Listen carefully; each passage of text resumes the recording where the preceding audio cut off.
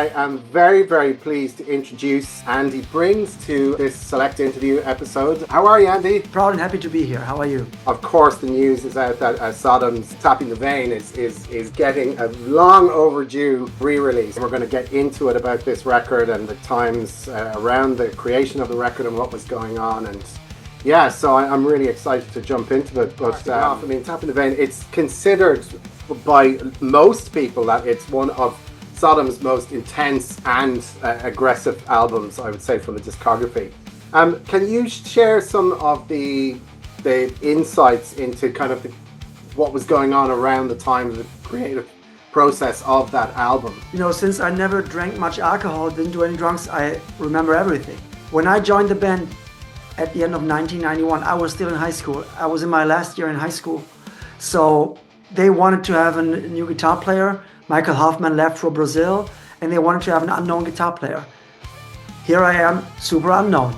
Pick me. And they did. You know, when I joined the band, all we did was be in the rehearsal room, and we wrote these songs in a very short amount of time. And then we entered the studio in May, recorded until July, and in September the album came out in October. In the same year I finished school. I had an album in the charts. I was on a headlining tour of Europe, and I was on a headlining tour of Japan. I mean, what did your parents think? You know, my dad, and he said, "This is your dream. I know it. Just do it." My parents were divorced, so and my mother was very protective. And my mom worked at an attorney's office. And all of a sudden, all these contracts come by mail. So a record contract, management contract, merchandising company contract, booking agent contract, publishing company, another publishing company, just stacks, piles of contracts. And I was reading them with my mom. I was still living at home with my mom. I said, "Mom, you work in an attorney's office. Do you have any idea what all this means?" She says, "No." And I'm pretty sure my boss doesn't either. So there were no media attorneys, at least none I knew of. So I said, "Mom, maybe if we find an attorney and start marking things red on the contract, maybe they don't want me then because they think I'm difficult." She says, "Really, you think so?" I said, "Yeah, Mom, I want this so much. You know what? We stop reading now, and then we just flip over the pages over to the last page where I had to sign, and then I signed everything without reading or understanding anything, and we just sent it away." I wanted this so bad. Back then it was a very daring decision, because what they didn't tell me is not only was I an official member of Sodom, but I was also responsible for a third of the cost. Oh shit. Okay. And I'm pretty sure that even Tom and Chris didn't know this. You know, there were many surprises. But this is the reason why we are talking, because of that decision that I made as a very, very young man, which was not a conscious decision at all. Just, I wanted this. This is the reason why I'm still a contractual partner of my era of Sodom. It's the first album I ever recorded. It's a very emotional thing for me that this finally comes out again, because the fans demanded this. People loved this album so much. It became a cult classic. I didn't really know this. I've known for quite some time now because everybody tells me, and there is two generations of Sodom fans.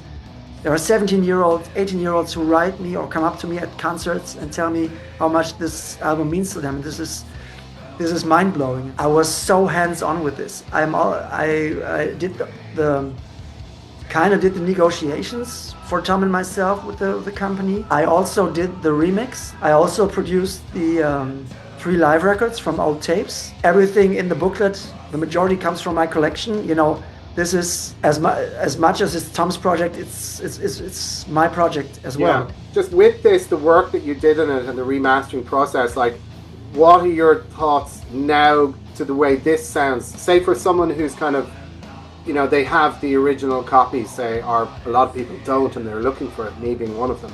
But the sound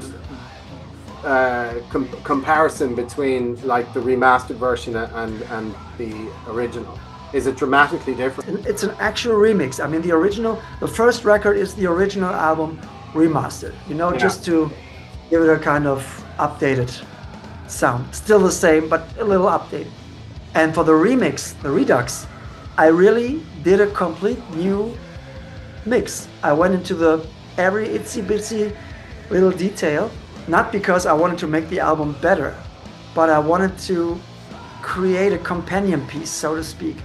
People who know the original album, something different that they can really dive into, maybe with headphones.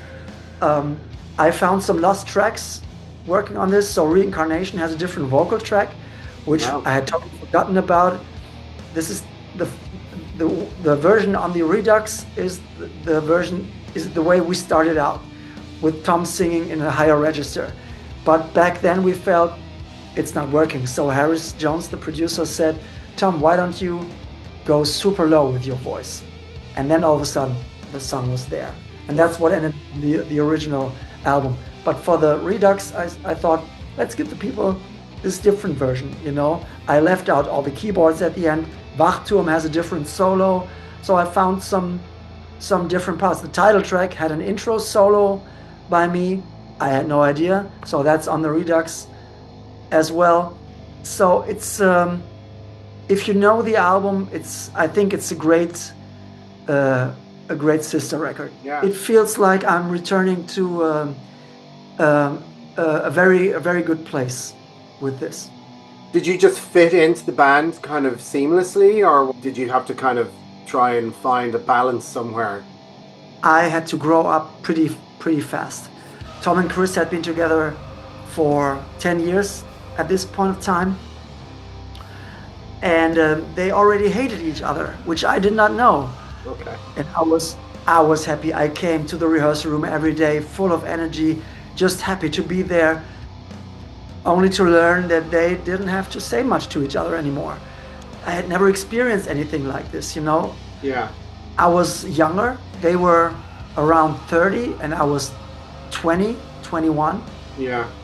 Which is the difference, And then we went on tour for the first time.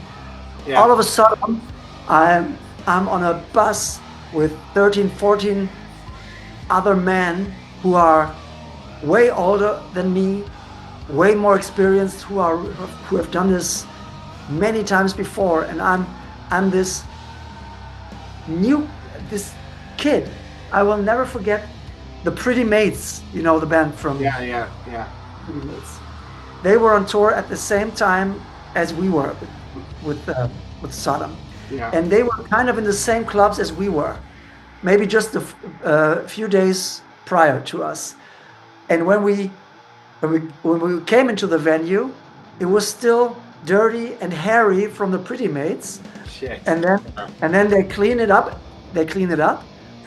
And then when we were done with the show and finished, we're done talking to fans and everything, our whole crew had been in the shower. So it was another hairy mess, so to speak. Given the opportunity in a fantasy world, say, okay, that you got the phone call and said, let's go out and let's do select run of dates where we just play this album from start to finish, would you like to do that? Please rephrase. Okay, so ask me, would you do it? Would you do it? Yes. Okay. Would I like to do it? I don't know. Okay, I get you. No, yes, I would, of course. Yeah. I'm not a big fan of boredom, so to speak. I hate being bored, and I hate doing the same thing day in, day out, every week or so. I love doing different things. So going back and play with Sodom and play the songs, it's in my DNA. It's no problem. And whenever I plug in and play those songs with Tom, it sounds like Sodom. That sounds like that era of Sodom. We have a great chemistry. We are great on stage together. it's not difficult for me to go back to that place. You know, I don't have to drag myself and go, God, Yeah. what?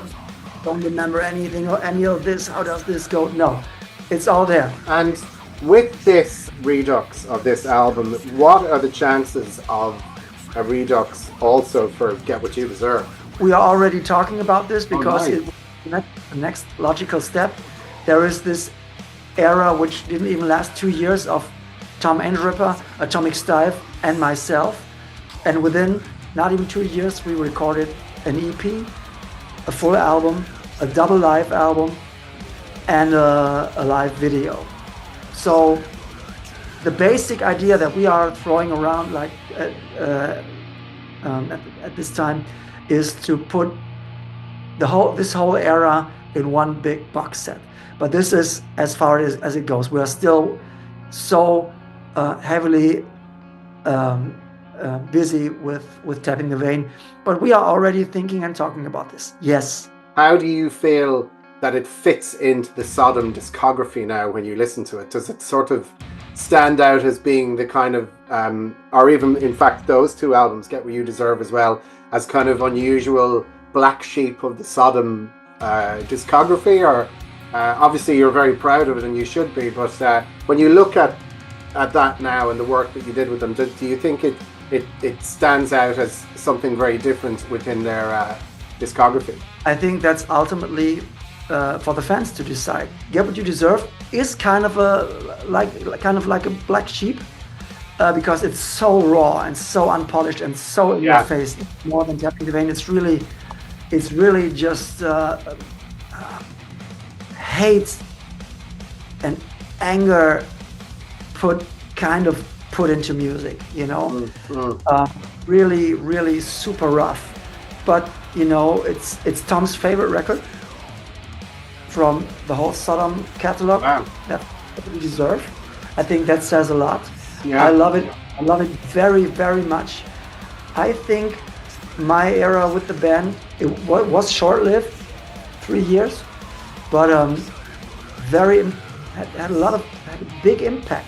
There's a new generation of Sodom fans who were 16, 17 in 1992, and then they discover the Blue album by Sodom, you know, with the muscular guy on the front cover, and there is this song with German lyrics, and it's super in your face, super aggressive, and all of a sudden, Tapping the Vein is part of the soundtrack of the youth of a lot of people, you know. It is, and it's amazing to have come full circle on this. The album is due out November 15th. Yeah, anybody out there, vinyl collectors that didn't manage to get a copy of the original copy, now is your chance to get this, and I absolutely urge you. And I mean, I wanted to get this anyway, but from speaking to you, I am almost salivating at the thought of this now arriving through in my letterbox. But yeah, so Andy, thank you so much for taking the time to speak to us here at Overdrive, and yeah, absolutely amazing. We look forward to the album. Or vice versa. Okay, talk to you soon. See you, man. Bye.